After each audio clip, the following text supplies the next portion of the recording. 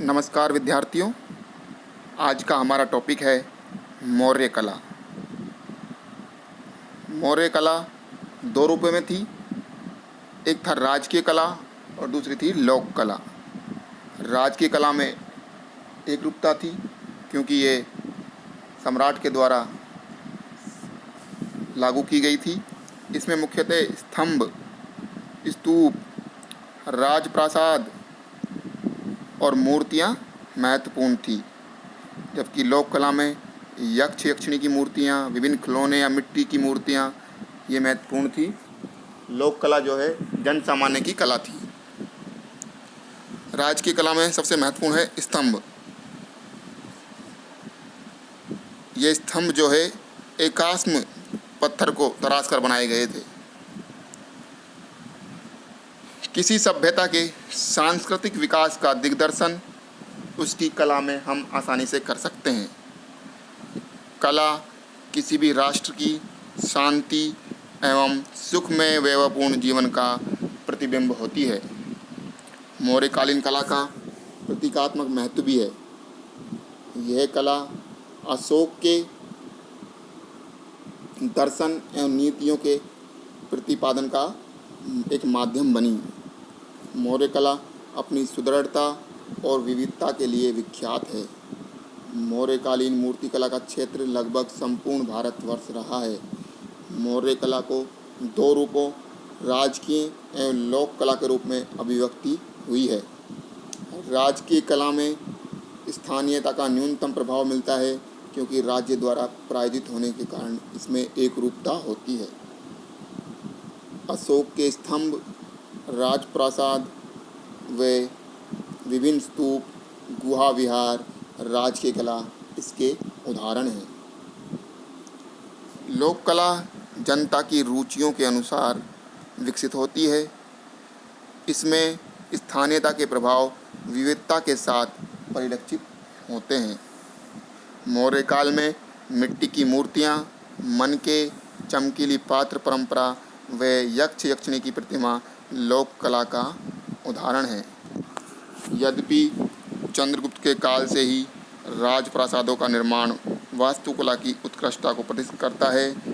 Megasthenes, Strabo आदि विद्वान कहते हैं कि पाटलिपुत्र के राजमहल को आश्चर्यजनक निर्माण उन्होंने कहा है। बाद के विदेशी यात्रियों को ये विश्वास ही नहीं हो पाता कि ऐसे राजमहल मनुष्य द्वारा भी बनाए गए होंगे। इतनी उत्कृष्ट कला मौर्यकालीन कला थी। बुलंदीबाग व कुम्भहार की खुदाइयों से पाटलिपुत्र के राजप्रासादों का अवशेष प्राप्त हुआ है, किंतु मौर्य कला की युवावस्था का काल अशोक के काल से ही प्रारंभ होता है। अशोक ने अविनाशी पत्थरों को अपनी आंशिक आत्मकथा का माध्यम बनाया व मौर्य साम्राज्य के संविधान को इन पर लिखा। उसने अपनी इस कला का विस्तार साम्राज्य के प्रत्येक हिस्से में किया। हम देखते हैं कि प्रत्येक स्तंभ के दो भाग हैं, यष्टि एवं शीर्ष। ये दोनों ही भाग अलग अलग शिल्पियों द्वारा एकास्म पत्थर पर तराशे गए हैं। यष्टि गोलाई लिए हुए 50 फीट तक ऊंचे हैं। ऊंचाई बढ़ने के साथ साथ गोलाई की परिधि कम होती जाती है। स्तंभों का शीर्ष भी 3 भागों में विभाजित है। निम्नतम भाग अधोमुखी भाग कमलाकृति धारण किए हुए है तथा इसके ऊपर का भाग या तो गोल या चौकोर पीठी का है, जिसके चारों ओर पशु चक्र, दाना चुगते हंस या कुछ बेल बूटे उकेरे गए हैं।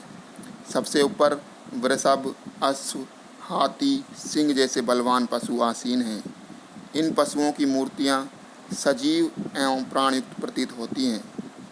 सारनाथ के सिंहों तथा रामपुरवा के वृषभ आदि में मौर्य कला की यह उत्कृष्टता सहज ही हमें देखने को मिलती है। मौर्य स्तंभों की अनुपम विशेषता है उसकी घर्षण रहित दर्पणवत चिकनी ओप या पालिश, जो आज भी हमें यथावत दिखाई देती है। यह स्तंभ चुनार के प्रस्तर खंड में प्रतीत होकर धातु निर्मित हमें ऐसे लगते हैं। अशोक का व्यक्तित्व इन स्तंभों में सहज ही उभर कर आता है। वो सिंह जो स्वभावतः उग्र होते हैं, सारनाथ के शीर्ष पर अहिंसात्मक व शांति की मुद्रा में विराजमान हैं। उनके शारीरिक सौष्ठव को अत्यंत सजीवता से उकेरा गया है। हम समझ सकते हैं कि किस प्रकार की कलाकार उस समय अशोक के साम्राज्य में थे। इन स्तंभों की कला पर प्राय विदेशी प्रभाव का आरोप लगाया जाता है, क्योंकि तत्कालीन समय में ईरान में ही इन पत्थरों का इतना सजीव उपयोग हुआ था, किंतु मौर्य काल पर किसी विदेशी कला का प्रभाव उचित प्रतीत नहीं होता है।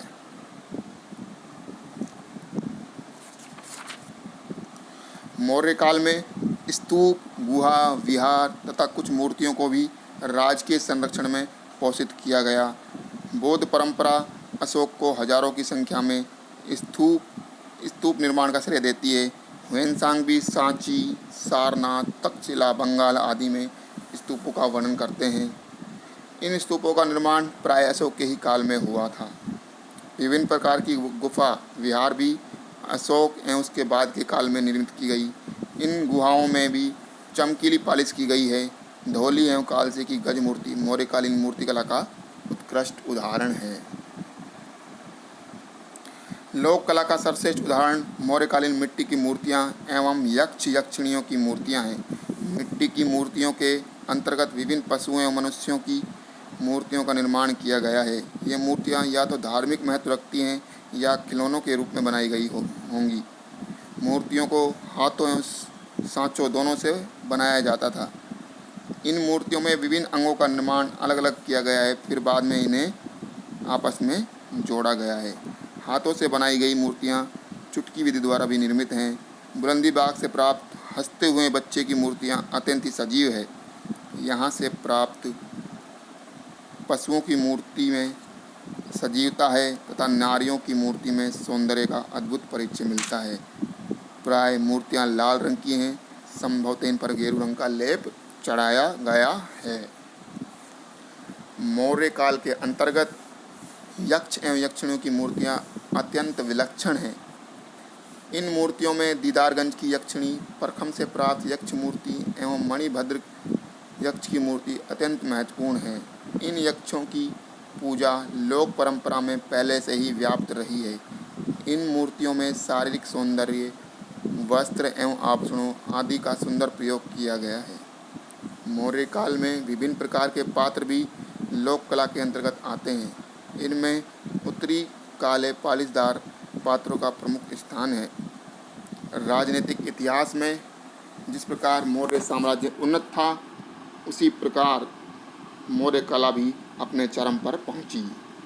मौर्यकालीन कला भारतीय आकाश पर धूमकेतु की भांति उदित हुई, अद्भुत प्रकाश फैलाया एवं पुनः अदृश्य हो गई।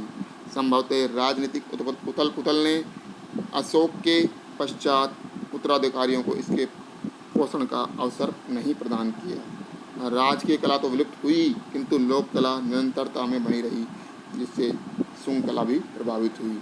तो ये थी मौर्यकालीन कला। धन्यवाद विद्यार्थियों।